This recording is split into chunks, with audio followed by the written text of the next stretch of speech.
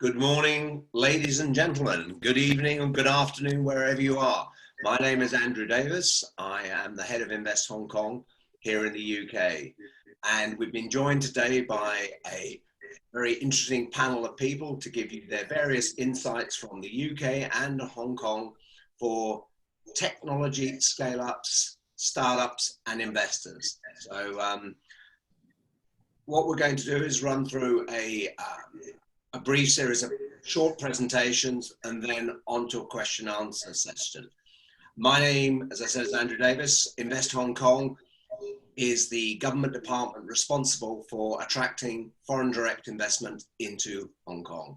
It's a confidential service, and we have an office here in the UK as well as offices around the world. And if anybody who is listening is interested, please do get in contact with us. So without further ado, I will hand over to my friend and colleague in Hong Kong, Mr. Paul McComb, who is the Director of Trade and Investment with the British Consulate General there. Paul, over to you. Thanks, Andrew, and good morning and good afternoon, everyone else. So I've been given a topic of sharing insight on Brexit/COVID/UK, Hong Kong, government collaborations, tech ecosystem. But let me just say a few things, if I may, first. First of all, I'd like to say I always seem to have amazing timing with the various panel discussions I end up on. I had the joy on the 30th of June, which was the last day that the UK could ask for an extension to the transition period on Brexit, on a panel discussing where we are on Brexit, sort of transition planning, all of those sorts of things. And today I find myself having just caught up with Sky News in the UK, the day of quite an important decision on Huawei in terms of its involvement in UK networks. So I suppose the thing I would say first of all is that it can be quite daunting in some respects when you look at what is going on in the world today in terms of the impact of the pandemic in the UK, our decision to leave Europe and the implications of all of that, the US-China trade wars. We now have layered on top of that in Hong Kong some geopolitical exchanges around new national security legislation. And often in these times, I always say the thing that you can do with some certainty is sort of follow the money. So there's lots being said, and lots of important things being said, but what is actually, in a practical sense, happening? And in terms of the sort of the UK, if I turn the clock back very briefly to even February, Brexit was done. We had a government with a very strong majority, a very clear manifesto, and big ambition for the UK economy in terms of innovation, spreading prosperity around the whole of the UK rather than it being overly concentrated in places like London. We had COP26, which is usually a good driver of innovation as well in terms of how we solve sort of climate change challenges. So a government that wanted to go places had a strong mandate to do so and a strong vote to do so. In terms of, if I look at the sort of trade and investment relationship between the UK and Hong Kong, and I include China to some degree in this, we also passed a huge milestone. Bilateral trade between the two markets has crashed through 100 billion for the first time, and that's up 80% in less than 10 years. So the amount of collaboration and that flowing into trade and investment is phenomenal. Andrew is definitely doing a better job than I am, because the amount of investment from the UK into Hong Kong is around, there's a stock of about 90 billion sterling. The official figures the other way around is about 35 billion, but I always claim the numbers are wrong. Anyway, but the point is there's a lot of investment flows flowing between the two markets, and there's a lot of, every British major organisation, business, professional body, institute, there's a version of it in Hong Kong. You take your pick. COVID, to be honest, has, and we all hope, in a sort of economic sense, will be something that the global economy recovers from relatively quickly. I mean, the death toll is just unbelievable and breathtaking and a tragedy in every single circumstance. But the economic impact, you can see already, China is starting to come out of COVID, trade flows are starting to move again, but it's quite lumpy and it'll take a while for that sort of to flow through. The EU-UK trade negotiations that we're having at the moment, I think you've probably picked up the sense that, you know, we've sort of done Brexit. We're now talking about what's our future trade arrangements. And as far as the UK is concerned, it's not asking for anything unique or special. It wants a deal a bit like the deal Canada has got, and it would like to get on and just do that. And I think both sides are at least talking to each other, working through the detail, and probably will aim to reach a view on whether they're going to achieve that, I would say, within the next matter of weeks rather than a matter of taking this up to the wire. Alongside that, the UK has been kicked off its US-UK trade negotiations, UK-Japan, UK-Australia, UK-New Zealand, and we started dialogue on the Trans-Pacific Partnership Arrangement, which is a host of countries, including Japan and parts of ASEAN. So we're getting on with trying to create the right conditions for that sort of broader trade.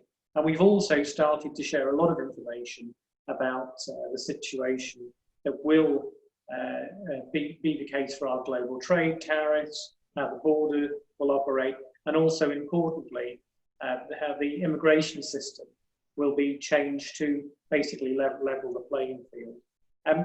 So the message I want you to take from me is it is an extraordinarily lumpy time with quite a lot of geopolitical things going on. Despite that, actually, you can see strong signs underneath of people wanting to continue to invest and continue to trade. I have met with all the major Hong Kong investors who invest in the UK over the last month. They are no less committed to the UK and are all looking at opportunities still for progressing on that. I mean, turning very briefly, if I may, with an eye on time, to the sort of tech side. I mean, we put a lot of energy in recent years into the sort of fintech side of the relationship. The UK, Hong Kong signed a fintech bridge in 2017. That amounted to helping each side help companies either from the UK expand into the market out here with Hong Kong as a base, or vice versa.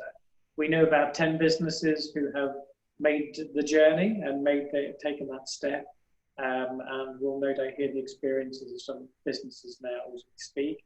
I mean, my pitch on the UK side equally is that I think the UK is very digitally enabled. It's very pro trying out new technologies. It's been one of the very first, particularly in financial services as well. It's been willing to create a regulatory environment for people to try things, you know, and to try and develop their business in a sort of secure and managed way.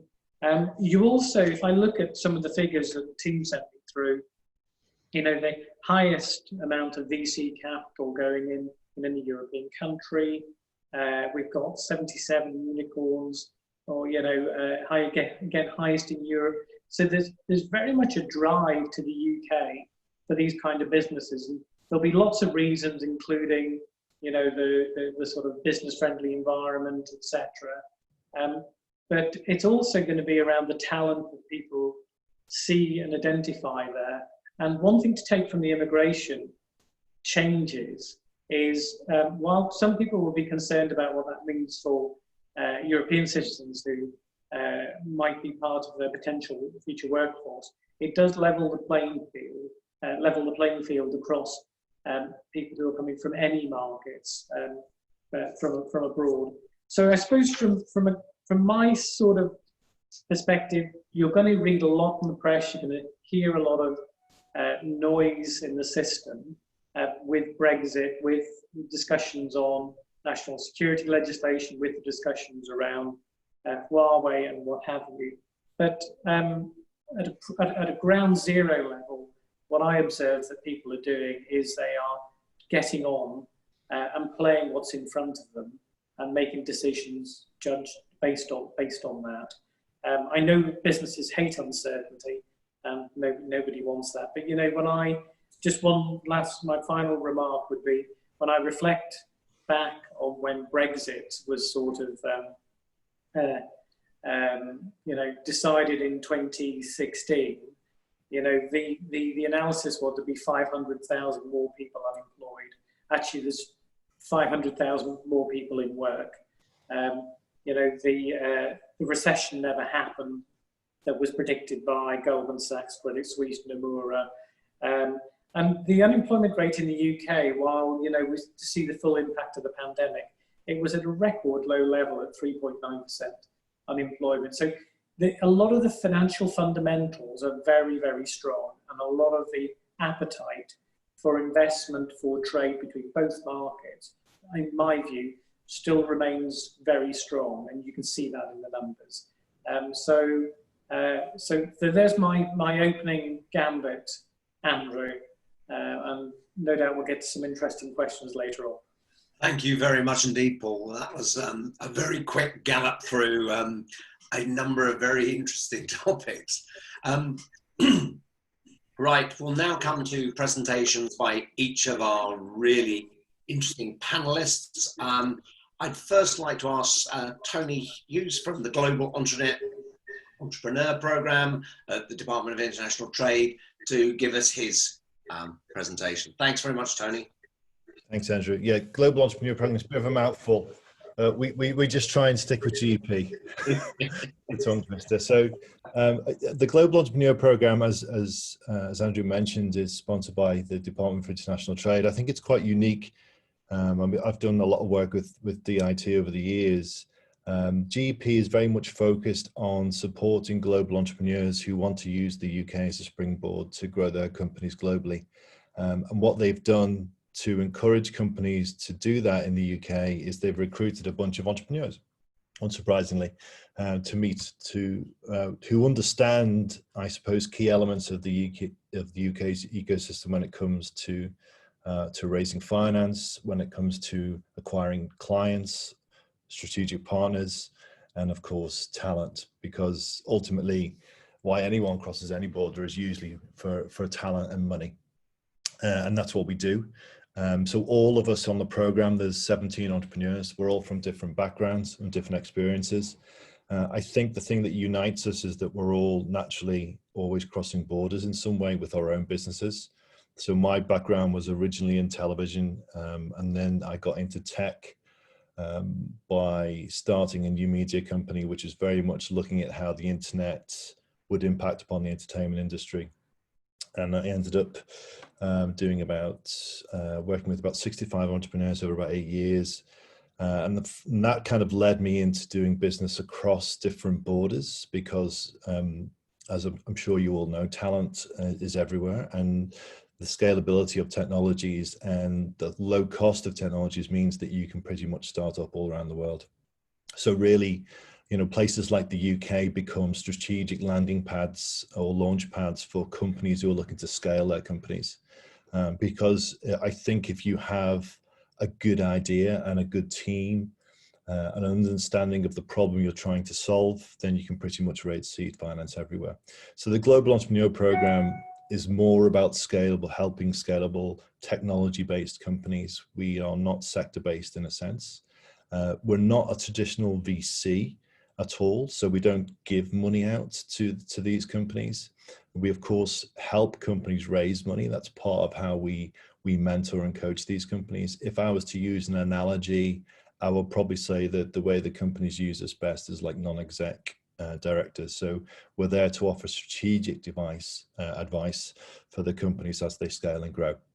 And I think as a trusted advisor as well. So when you're, of course, growing a company is very hard, and growing it in a foreign country is even harder.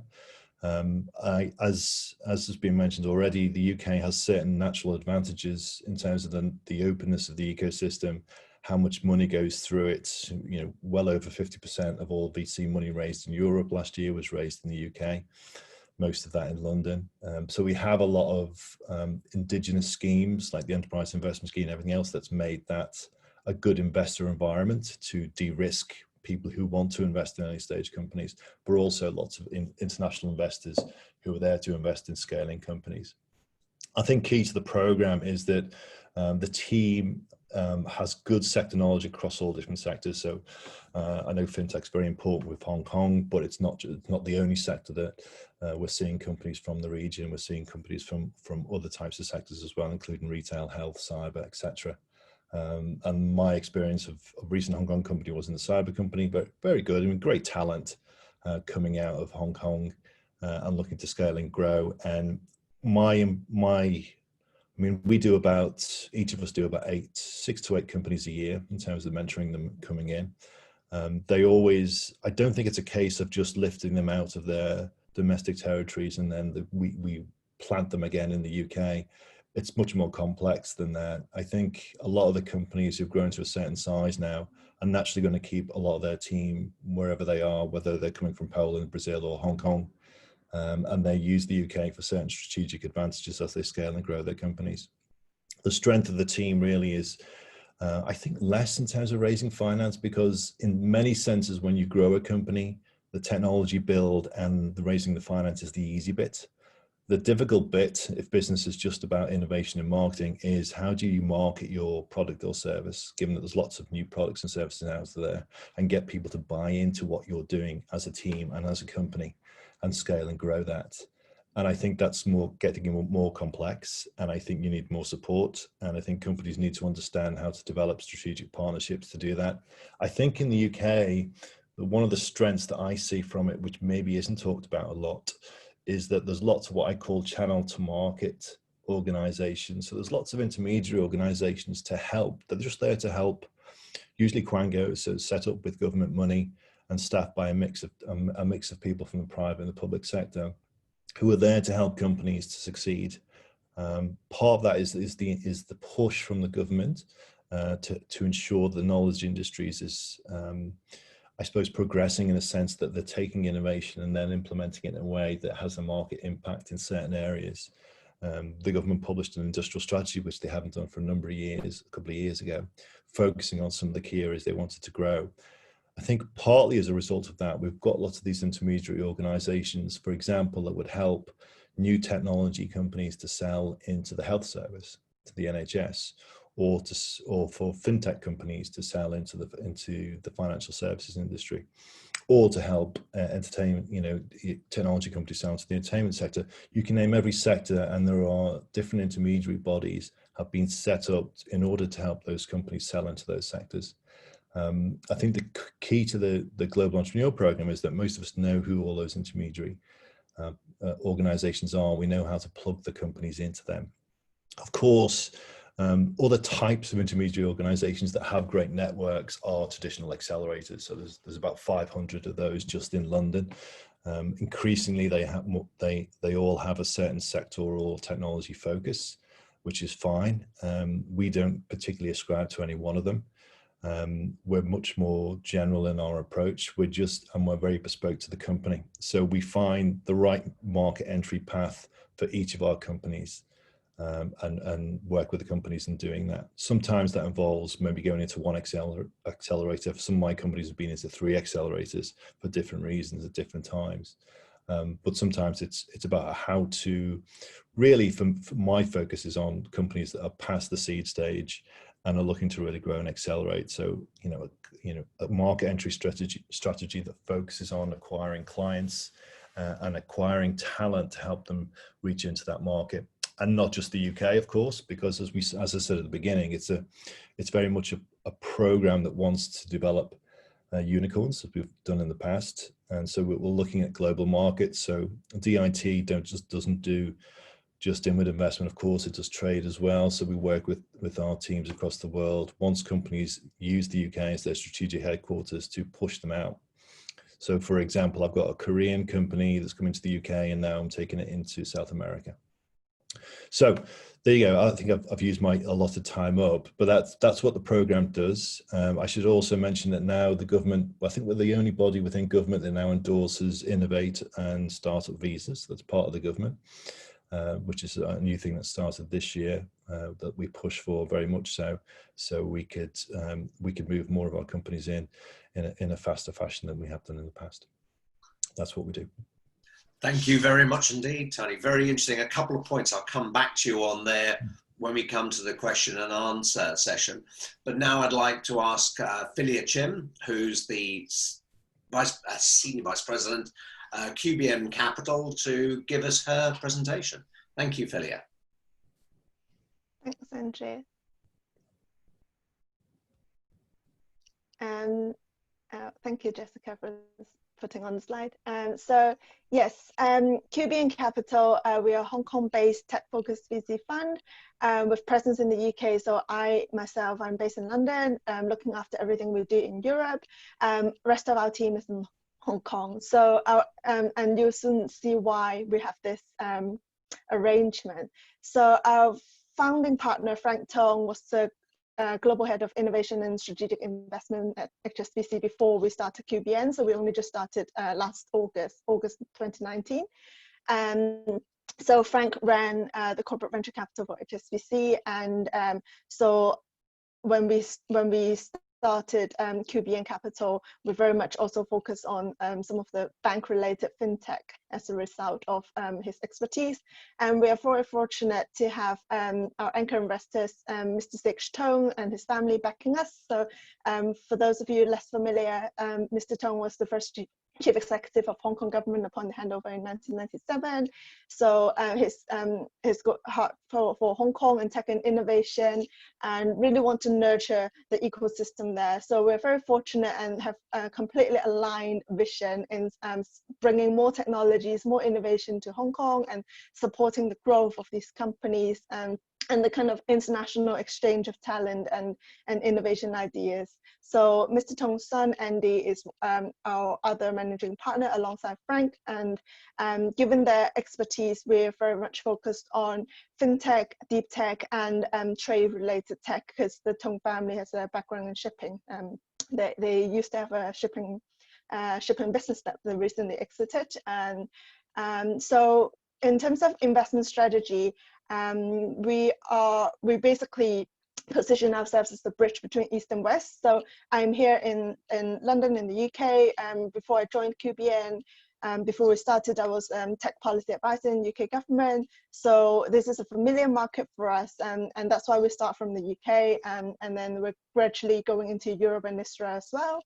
So here we invest in companies, and then post-investment, we support them in Asia through our network, our advisors, and also business introductions or introducing them to other investors, especially in China or rest of Asia, so that they can expand the business over there. So I'll give some examples in a minute of some of the projects that we're doing with some of the companies. So in terms of tech focus, given that Hong Kong is a financial center, there's quite a lot of demand for fintech, and it's a good place for fintech companies to grow and explore a new market. And that's a stepping stone into China and other parts of Asia, and also Frank's expertise and background. So we're doing quite a lot in fintech, or our definition of fintech is quite broad. So anything that financial institutions like and want to use, basically. In terms of investment, we typically do AB rounds, so early growth stage companies that are just hitting that curve to have already proven themselves in the home markets, say here in the UK, and then ready to explore another market. Some of them have already done America or have customers in rest of Europe, but they're really eyeing on Asia. So that's where we're most interested in and most excited about, as the companies who are interested in the Asian market, and we see the product market fit, we see the potential, and we see our QBN's value add position as well, be it introductions or other kind of post-investment support. So technology-wise, fintech is very broad. Recently, I'm looking quite a lot on open banking and insurtech because I think these two areas are going to go quite big, whereas some of the payments and other areas in fintech are quite mature by now. Shipping and logistics, supply chain, trade finance, given our anchor investors' background, they are very interested in bridging between fintech and all the trade and shipping stuff. And trade finance is an area that we're focusing on a lot recently. So technology-wise, I think AI, a big umbrella, and lots of different applications, different sub-segments within AI. There are still a lot of potential. In some areas are more mature than others, but in general, AI and data, with big data and more data become available in coming years, this is going to grow and grow and grow. And machine learning, data science, these are all things that we're looking at a lot. Cybersecurity, data security, data privacy is something that we're very interested in, given one of our advisors is a data expert, big data expert, and used to be in Alibaba running the data department. We find this a very interesting field that there aren't many good players. So we're quite active trying to find companies who can solve data security and data privacy problems, pain points. IoT, 5G, smart cities, everyone kind of familiar with these ones that I think especially in China, because our fund focused on bridging companies in the West to opportunities in China. I think the smart cities and some of the IoT initiatives is going to happen quite quickly, given the support from the government, and it's just a different culture and the way to do things is different. When they want to do things, things will happen. So we're also betting in this areas as well. So onto our portfolio companies, on the next slide, perhaps we can see some of yeah, thank you. So yeah, so these are some of our portfolio companies. You can see a lot of them are in the UK. So I haven't quite updated the slide, so we're adding some more logos now. But so a lot of our companies we've invested in are in the UK. And we'll continue to invest in companies in the UK because they're good, great. And so I'll talk about a couple of stories maybe on what we've been doing with some of these companies. So one of them we've recently sold into, we've helped them sold into one of the largest global bank, and so the technologies is currently being piloted and hopefully will be rolled out quite soon. So we're super happy. That was 4 months of hard work, non-stop every single day. So it does require a lot of focus and energy to sell into big organizations. But I think in the UK, a lot of these companies have already proven themselves at the very early stage with some customers. And when they do that in Asia, it becomes a lot easier. And our strategy basically is to use Hong Kong as like a test hub or almost like a sandbox. So if they can sell into banks in Hong Kong, and then maybe into a Western bank in Hong Kong, and then to a Hong Kong or Chinese kind of subsidiary, Chinese bank subsidiary in Hong Kong, and then hopefully we can also replicate the model in mainland China. So so these are some of the things that we've been doing, and yeah, so I think my time is up, and I'll leave some of these other points to question time. Thanks very much indeed, Philia. I mean, it's great to see this Hong Kong business, diving in amongst, it's a relatively new organization, diving in amongst very, very established VC firms here in the UK and making these interests. I was very interested to see that you're investing in Oxford Nanopore and things like that, but more on that later. Now I'm going to hand over to Ian Jones, who's co-founder of a Cardiff-based big data company, Amplify. Ian, over to you. Yeah, hi, thanks, Andrew. And good morning, good afternoon, good evening, folk. It's actually nice to see some friends on the call. Haven't caught up for a while. Great to see Phil here, who's obviously one of the leading, very smart investors out there, having invested in Amplify. I'm going to switch my video off and share my presentation. It's just purely where I live. There's the broadband really can't cope with me doing two things at once. In fact, I can't rarely cope with me doing two things at once. But so I'll stop my video and then switch to sharing my screen for the presentation.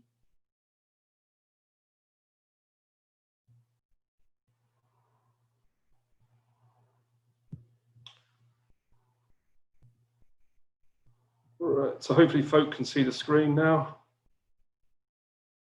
If I suddenly freeze or go quiet or drop out, then please tell me and I'll try and reconnect. So just a brief intro to Amplify.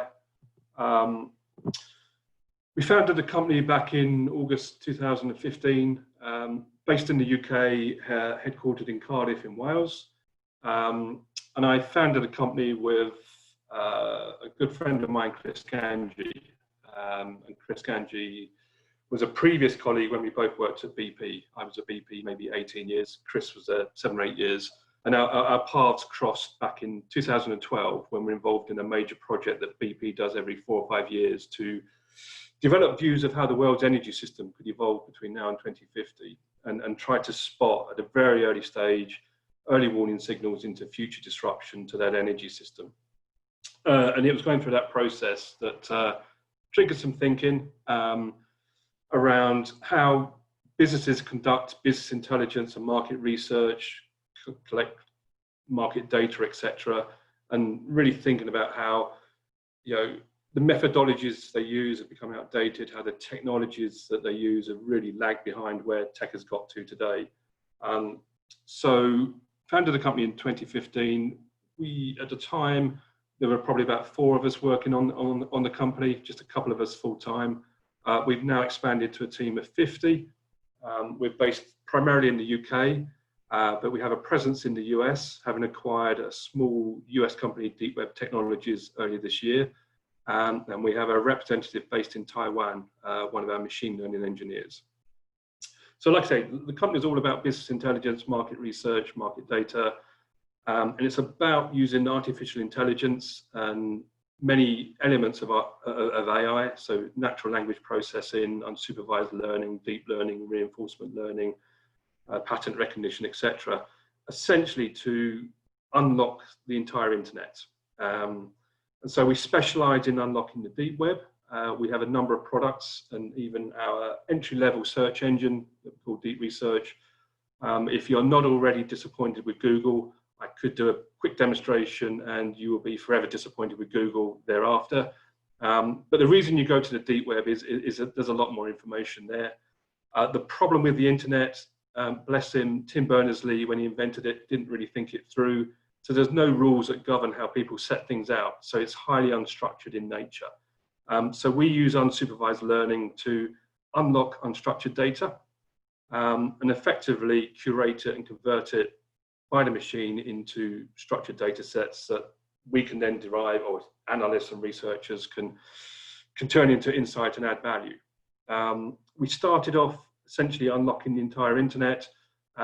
We've now broadened the offering to connect to internal systems so we can start to bring into play internal data sets, digital libraries, CRM systems, etc., and start to merge them with an external worldview that we build from the internet using our platforms. Essentially, why did we create the company? Well, when I was based at BP, we were forced to use some of the world's leading management consultants. And essentially, my experience was not great. They tend to be very expensive, slow exercises like I described with Chris at BP, that project that occurs every 4 or 5 years. The reason that happens is it's slow, it's expensive, and it's really hard to repeat and update. And essentially, we find that the results were generally underwhelming.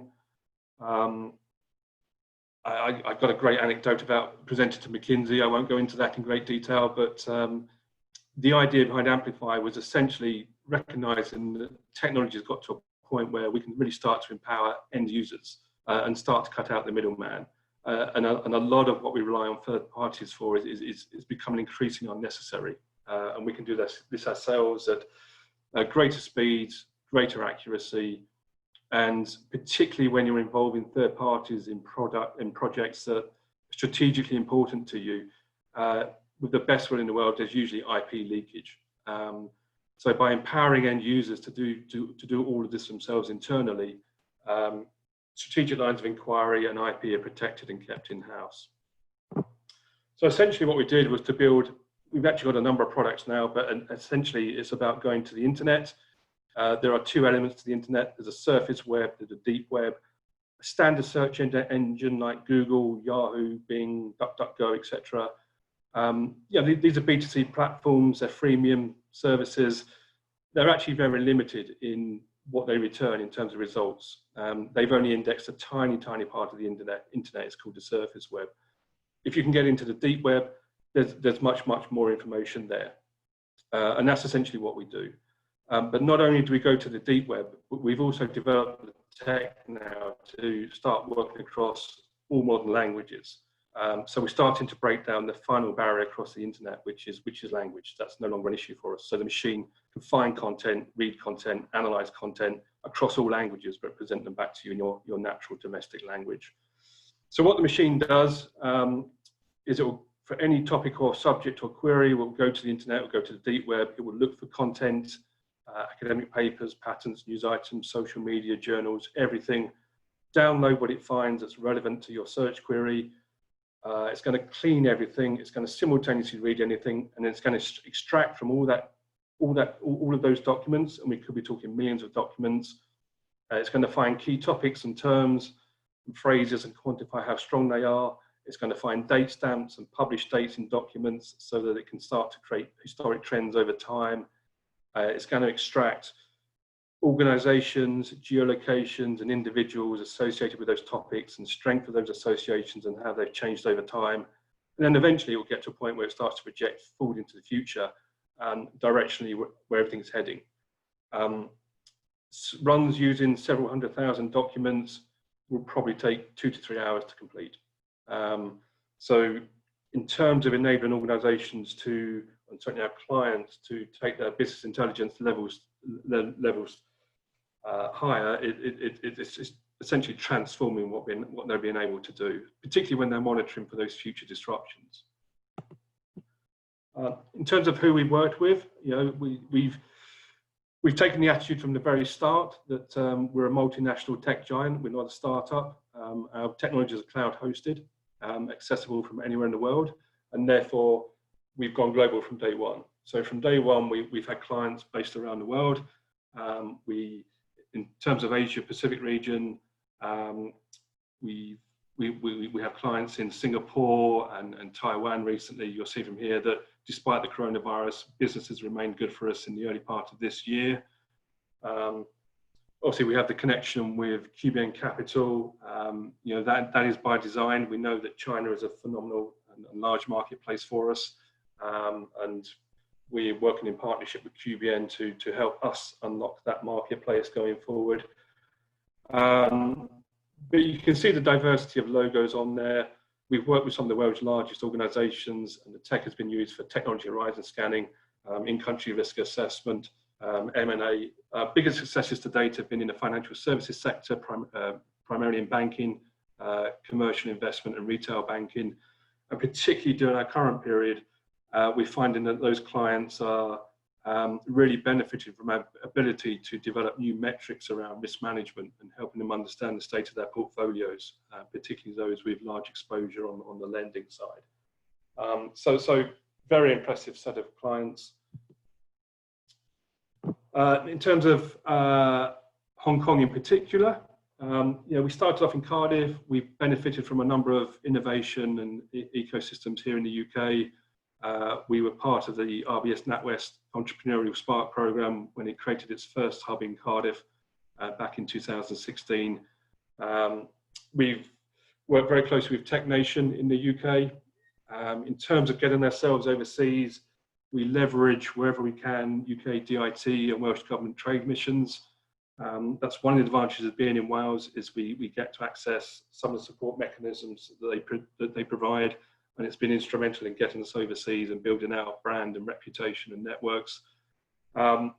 We were lucky enough to apply and be a part of the Lord Mayor of the City of London's China FinTech Trade Mission back in April last year. And that took us to the Greater Bay Area, which is our first introduction, certainly for me as Amplified, to that region, Shanghai and Beijing.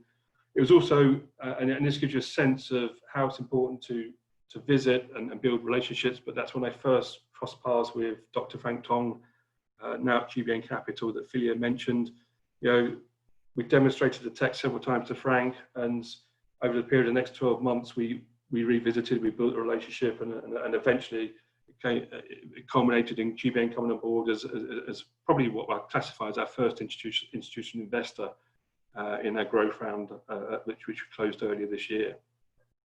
And then in terms of Hong Kong, things really took off for us back in November in 2019 last year, when we were part of the cohort of 10 attending the Hong Kong UK FinTech Bridge Mission, which was just one of the best programs I think we participated in, and I'll give you an update of that in the Q&A session a bit later if I get an opportunity to. But suffice it to say, that program's not just about business development and trying to find clients. It does really give you exposure to a lot of the ecosystems support mechanisms that are available to you on the ground in Hong Kong. So that's a quick fly through of Amplify. Hopefully I'm within my... Thank you very much indeed. Ian, you can turn on your video now.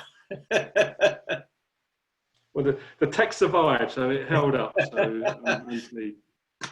well, that was really interesting, and having previously worked for Wales, it's great to see a Cardiff-based company doing so well. And you know, having seen your presentation and seen how the system works, it is amazing. Now, I'd like to introduce Rob Patterson, CEO and co-founder of Orb Innovations, and he and I met during the Jumpstarter competition put on by Alibaba in partnership with Start Me Up Hong Kong, and it was all around rugby that we got talking. So Rob, over to you. Hi Andrew, thank you very much. Thank you. I'll start sharing my screen. Rightio. Yeah, thank you for your time, everyone, and hello to wherever you are. My name is Robert, co-founder of Orb, where we empower athletes to unlock and maintain peak performance. A few years ago, I suffered a severe head injury playing a game of rugby, and as an engineer and problem solver, whilst I was lying on the hospital bed, I thought and wondered, how could we better use technology to not only know if people are okay whilst on the field of play, but also see how well they are performing. So our vision is to provide Formula One level insights for human health, wellness and performance, answering and giving real-time answers to the most difficult questions. Are they okay? How can I get better? And did I play well today? But to answer these questions, we need data. Cricket has DRS, football has goal line technology, and you and I have the weather app to let us know when to bring an umbrella. The point is, every decision relies on data. But when it comes to data about human health, wellness, and performance, we struggle. Coaches and athletes are currently limited to a mixture of senses to try and paint the picture. They want to know how hard they're working, how tired they are, what their energy levels are they improving, and how are they recovering. But all this equipment you see here is restricted to measuring only a few parameters, and it's not allowed in most sports on the field of play, or is limited to the laboratory. But wouldn't it be great if we could get all this data in one place and in a piece of kit that is already worn by athletes, so they're not forced to wear anything else? Well, this is exactly what we have created.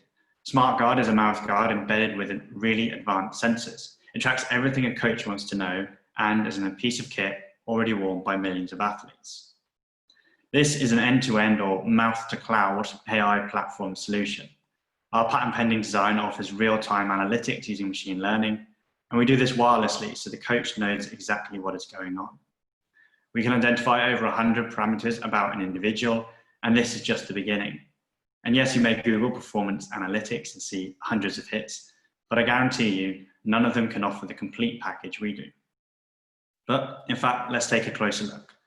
Listed here is a selection, and a very small selection, of those 100 parameters. Smartwatches offer a good baseline, but most importantly, they're not allowed in most sports. GPS trackers are allowed in some sports, but they offer very little insight. The same can be said for heart rate monitors worn as a chest strap. There are a few head impact sensors out there that come in various forms, but these don't look at the biology of the person. Really, the only thing that comes close to ticking all these boxes are other laboratory tests, but clearly these can't be performed during a match. Orb is the only solution that can provide this level of insight on the field of play. Mouthguards are already worn by millions of athletes, but what about non-contact sports like football and cycling? Well, in miniaturizing the technology to fit into SmartGuard, the team was able to innovate on the form factor to create SlimGuard. Just like a dental tray, it doesn't impede speech or breathing and can be worn anytime, anywhere, even while sleeping.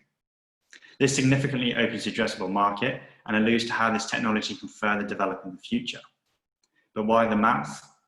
As any dentist would agree, you can tell a lot about the health of someone from looking in their mouth. After all, it really is a rich data source, and you're inside the body, which is very different to every other wearable or tracker out there. And the mouthpiece means it's very securely attached to the user, making the quality of the data exceptional. But don't take our word for it. The lead physiologist at the English Institute of Sport, who look after Olympic development and oversee R&D in this space, said Orb is a game changer. And one of the head of medical at one of the English Premiership rugby clubs we're talking to said, wow, it's impossible to get that level of understanding at the moment. But of course, as a deep tech AI platform solution, the opportunity here goes far beyond sports, performance and welfare. Our technology is applicable across a number across the spectrum of health, wellness and performance, in broadcasting, healthcare, wellness, dentistry, military and research. And we're actively exploring opportunities too. We've just been awarded a UK government grant to use our technology to help in the fight against COVID. Additionally, we've been approached by a national sports broadcaster with regards to delivering a proof of concept for broadcasting, highlighting the huge potential for fan engagement market. And we've also been approached by a dental company who are one of the biggest suppliers of sleep apnea devices. That said, why our interest in Hong Kong? Firstly, we manufacture in Asia, and as we continue to grow and develop new technology, we want a greater oversight on this, which is hard to do from the UK. Secondly, is the ease of access to the Eastern markets, opening the gateway to other big markets by making the logistics and relationship management simpler. And finally, is the alignment in striving to be the best and wanting to push technology to the limit and innovate. And of course, our love and passion for sport and rugby, with the best annual rugby tournament happening there every year, which is an incredible platform to gain exposure and the wider market. And as a result, this is why Hong Kong could provide a great hub for us to grow. So thank you very much. Thank you very much indeed, Rob. That's very interesting. As I said, that's how my interest in your product came about when we started talking about rugby in Hong Kong. So thanks everybody for your insights there. And now we're coming to the question and answer session. If any of the audience would like to ping through a question, please do so using the chat box at the bottom. And my colleagues will flag this up to me. Let's start with Philia. What opportunities do you see for UK tech companies, scale-ups in Hong Kong and other parts of Asia? Are there any particular technologies that would have an advantage in Hong Kong, say?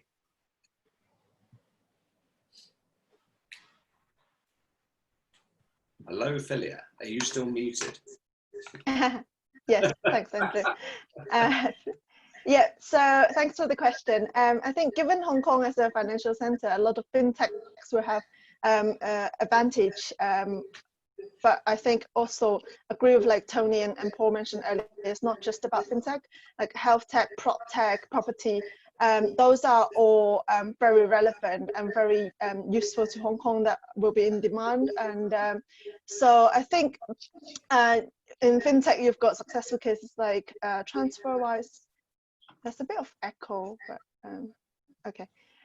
So and a lot of enterprise software, I think, AI, cybersecurity, those are very relevant because there are so many large organizations in Hong Kong. They all need different types of solutions, technologies for the operations, and just across the spectrum. That big data analytics, and yeah, those are all in demand. I don't think there is like particular technologies that's not relevant. Maybe the hardware side is slightly less, given Hong Kong is no longer like a manufacturing hub. But as a stepping stone in China, I think that's the main opportunity for companies interested in Hong Kong. I would say, I have to say, Hong Kong is very different to China. Even as a person from Hong Kong, I myself find it very different when I'm in China. And the culture, the way to do business, everything's quite different. So there's a lot to adapt, but it's still easier to go from Hong Kong to China than to be just off the ship from the UK from day one. So, and I would also add, for companies interested in the China market, Hong Kong is pretty better positioned than maybe Singapore, or Singapore is probably better for like Southeast Asia market. And I think if you can prove yourself in Hong Kong and then you can expand into China, that's a really good opportunity for you to like find business partners and investors that can support you in the next phase. I see Hong Kong as like an intermediary step for most companies in the UK who want to explore Asia in the long term.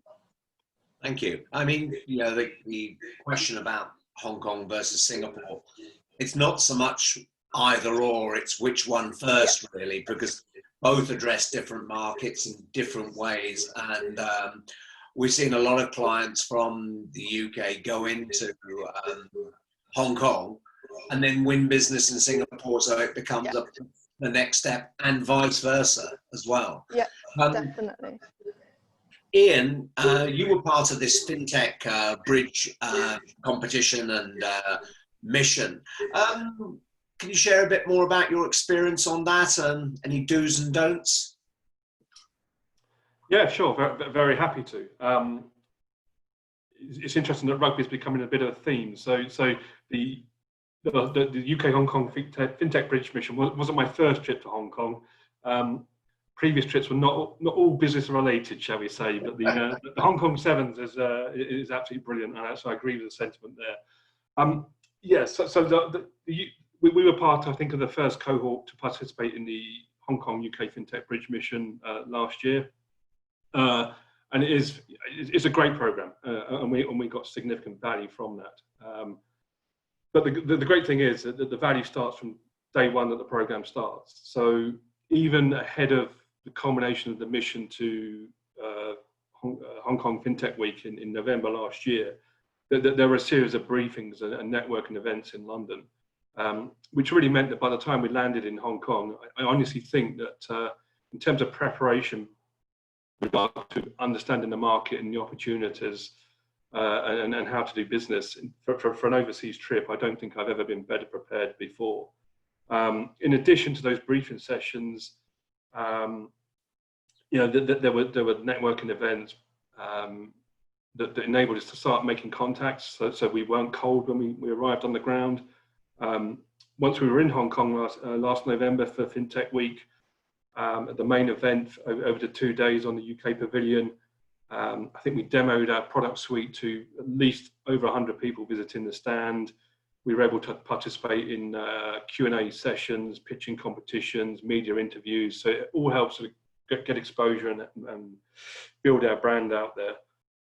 We're invited to many of the networking and sidebar sessions that held on the fringes of the event. And then the DIT were instrumental in setting up a number of meetings and briefing sessions that were hosted by large corporates like Allen & Overy and PwC, etc. So you get to meet some of the majors, you get to understand some of their challenges, and discuss how our tech capabilities could potentially help them. In terms of do's and don'ts, I guess, don'ts, don't expect to do a deal straight away on day one. It takes time to build relationships, so prepare to be patient.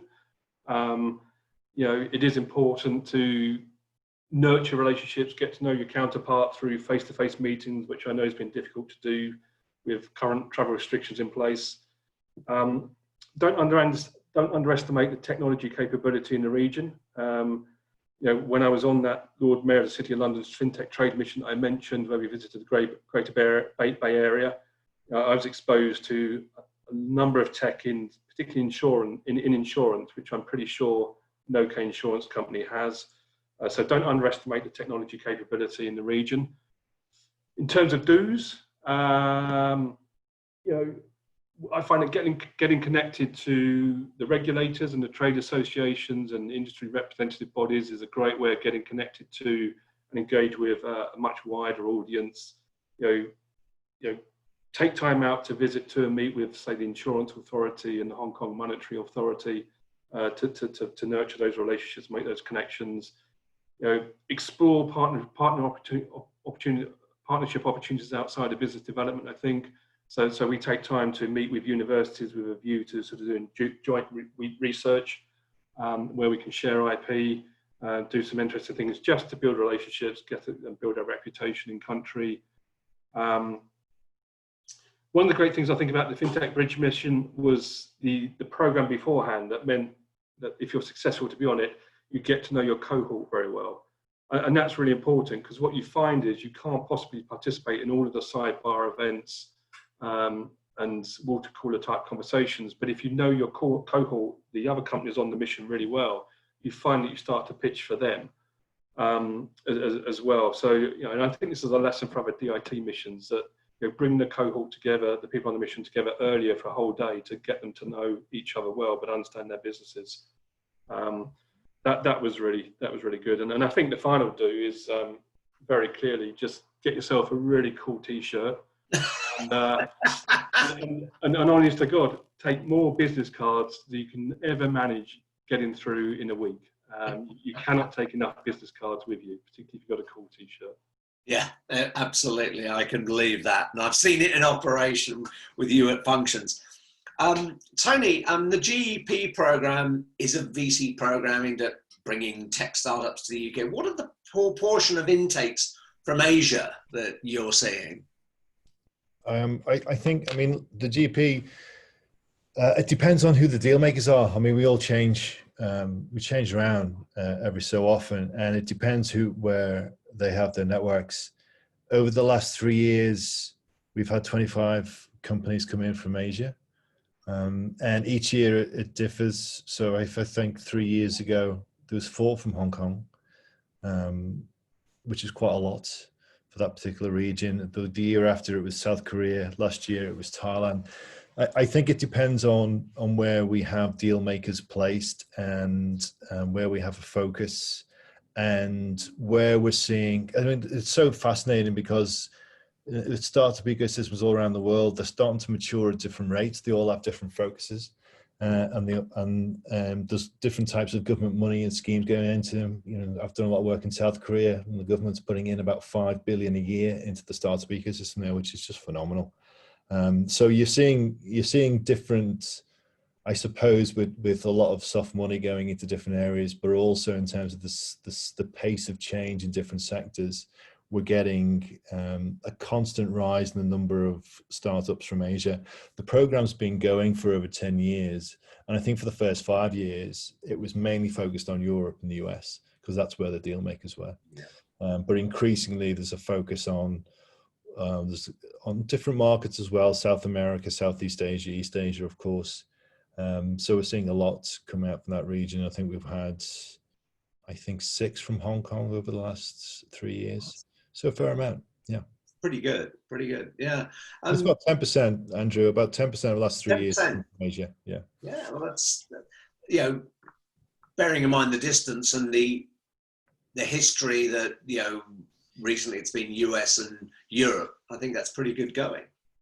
Yeah, I think it's reflective of the fact that, it used to be that you had to get, everyone's thought they had to go to the Valley to scale a company. And I think because that, as I said before, that technologies have become more accessible, and I suppose there's more investment finance everywhere now, because that's how the new corporates are going to be grown. You know, not going to be grown in the way they were in the past. They're going to very much shoot up. So every government is making sure they've got the right infrastructure, the right ecosystem to nurture those types of companies. Some are doing better than others, of course. And it still requires, as Silicon Valley's always had, the great mentors to help those companies not make the same mistakes they made, and to help them, you know, grow and scale up. Yeah. Rob, just a quickie for you on the subject of Hong Kong. So, yeah, we met through the Jumpstarter competition last year. So why Hong Kong over other cities in Asia? Yeah, so I know we touched on manufacturing already. It's it might not be the hub of manufacturing. It is the access, and our planned trip that we had over to Hong Kong in February, which unfortunately was cancelled in the end. Our aim was to go out and see some more of these manufacturing partners, as well as the science park within Hong Kong itself. So we have a hardware element, and we need to be able to control that and monitor that, especially as we develop. But also in terms of the alignment between the culture between Hong Kong and here, from what we've seen in terms of the number of relationships we've made over the last few months, in terms of really wanting to innovate and drive and help make us a success, and which I think is a big thing over there. It's about having that relationship with people, and then the access to the finance as well, which is more later. But yeah, it's about, for us, it's the earlier stages. We need people to help us drive, and that culture really is aligned. Yeah, it's good to hear, and which actually takes me on to a question, and I'm well aware we're just going over time. Got a question for you, Paul, which has come in from the audience, and saying that Hong Kong previously, it's always been known as the secure and effective channel for trading with companies across the border in the mainland, and it was a very big USP for Hong Kong. And the person's used the expression here, the erosion of Hong Kong rights, etc. Does it make it easier for companies to go straight into China? I know what my opinion is, but I'm going to ask you. Well, thanks, Andrew, and it's a topical question. So, just to be clear, that and this is not me explaining this through my own perspective, but let me explain what I think has just happened. Hong Kong got ravaged by a series of protests, social unrest last year, on the back of the fear that they could be extradited, rendition to the mainland, for speaking against the authorities, etc. And to be honest, it was a tough year. And we tried to keep events going as much as we possibly could, but some fell by the wayside. And China decided that had to be ended. It's taken a very clear and direct approach to doing that. But it's been clear in the nature of what the law that is introduced is. This is a law which is to say that anyone who tries to protest along the lines of let's split Hong Kong away from China is basically guilty of a charge and could face a serious offence. That would be the same in any province of China that decided it wanted to be a part of, Shanghai decided let's go independent. So in a way, it's that bit that has been aligned with mainland China. The rest of the commercial law, the arbitration systems that are here, the independent judiciary, which Hong Kong prizes, all of that remains intact. Now, the detail of this legislation in terms of how it will be implemented, etc., remains to be seen, despite what you might see in the press. I would, to the question though, is given all of that, should I just say, let's go straight to mainland China. I think you'll still find two very, very, very different environments. When I moved here about 3 years ago, I was amazed how Britain-friendly, Anglophile-friendly, Western-friendly Hong Kong was. Not just the language, but the way people thought. You looked around and every business that's in the UK is somewhere around here. And actually that makes you feel, in the first sense, quite comfortable in the environment that you're in. The other thing, as some of the speakers have said, is once you then start building those networks and connections, which is what people like Invest Hong Kong, ourselves and others will help you do, you suddenly realize not only is it very Western friendly, they know how to trade in to mainland China, they know how to make supply chains work effectively, they know how to run global logistics incredibly well. And then when it comes to, particularly in the finance world, it's China needs Hong Kong to raise US dollars to trade with the rest of the world. And I think it has 2/3 of the reserves of US dollars in China. But it needs Hong Kong to make that all happen. So for my money, China needs Hong Kong as much as we value the role that Hong Kong has had for many decades. And I would still say, come to Hong Kong, and whatever you put into it in terms of your personal energy and effort, you will get repaid twice over. Great, thanks. I mean, I think Hong Kong has a continuing and successful role to play in this, and I don't see it fundamentally changing anytime soon.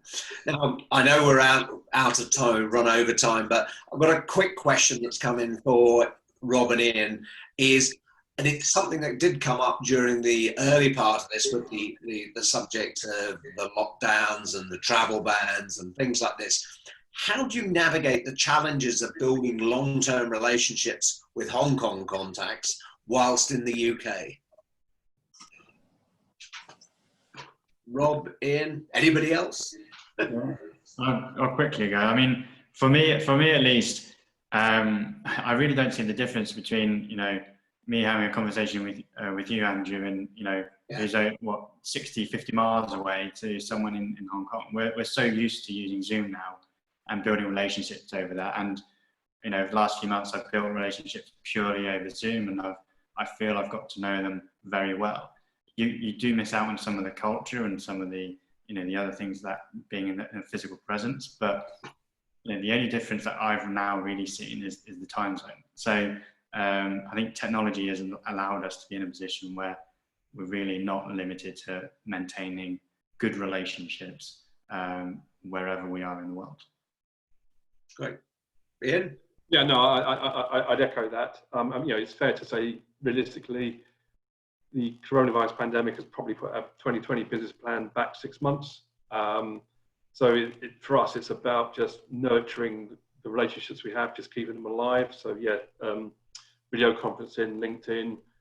We even use email these days, just to keep in contact with them, in the forefront of their minds. But absolutely that. But what it's actually enabled us to do is, on the back of the FinTech Bridge mission, is having been on the ground, having understood people's pain points, having understood the tech landscape, it's actually given us like a 6-month breathing period to hone our technology, our products, and our use cases, so that when we are able to revisit again, kind of, we were impactful last time, but we'll be even more impressive next time around. Absolutely. Philia, have you got any comments on this? Because you're based here, but your head office is on Hong Kong. You're also trying to reach companies in different parts. And I suppose, Tony, you talked about this with your deal makers in different places. Philia? Yeah, so I think, definitely a time difference. It works both ways. So sometimes it's harder to schedule meetings, but it also means I have more hours in a day that I'm working and I'm accommodating meeting times. So it's fine. I don't think it's a huge impact. And with Zoom and everything, now it's much easier. I think a few years back, we might have more issue. And people in the UK especially are very used to working from home anyway, or we wanted it anyway before the pandemic. So. But Tony, are you enjoying working from home as well? Yeah, absolutely. I mean, I honestly think I'm much more efficient doing this than, I mean, I spent the last 20 years hopping on and off planes, and, you know, as I'm sure a lot of the other panelists have, and I think that the time you lose just having to deal with the logistics of that, I think you underestimate. And I've had lots of great conversations. I mean, technology is so much improved. I mean, the fact we're all talking so smoothly across different locations now on a conference call, and we're using Zoom for this, for pitching sessions. I think the only thing that's lost, I think, for some of my companies who are raising money right now, which is a difficult time to raise, is that a lot of investors still want to see how the teams interact physically. You know, they want to have those human social cues to really understand how this team is going to operate, not just in terms of crisis, but also in terms of ongoing, and how they address their questions, how they behave together. I think they're the only things that are really lacking with technology right now. But in terms of getting a lot of day-to-day stuff done, I mean, I love the fact that, I mean, I do a lot of stuff with East Asia, so I can get lots of work done even before 9 o'clock, which is great. And obviously, I think a lot of people, though, if you're not good with time management, it can start to become oppressive. And I've heard that from a lot of people where they're just not switching off because they're always expected to be on. So I think you just have to manage it in a smart way. But yeah, it's been quite enjoyable from my point of view. I'm fortunate enough to be able to do a lot of the stuff I do remotely. I suppose the only thing we all worry about now is our bandwidth. I think yeah. It sounds like Ian's particularly worried about that. Yeah. But on a serious note, it actually, the time difference favours discussions like we're having now with Asia Pacific region. I don't know about you, but I find that come 2 o'clock in the afternoon here, Zoom starts becoming a little bit unstable where East Coast US is coming online. And then later in the evening, when West Coast is online, at the same time East Coast and Europe is still online, I find this time of the day is probably the best time to be doing Zoom. So it actually plays into that time difference. There you go. Well, thanks very much, everyone, for attending. Thank you for all our panelists for giving us their thoughts. And if anyone has any points they would like to raise with us, please let us know. I'd like to thank the Department of International Trade in Hong Kong for their support. And please reach out to us, and we hope to see you all again in the flesh before too long. So thank you very much indeed, and have a good day. Thanks, Andrew. Thanks. Thanks, Andrew. Thanks. Thanks, everyone.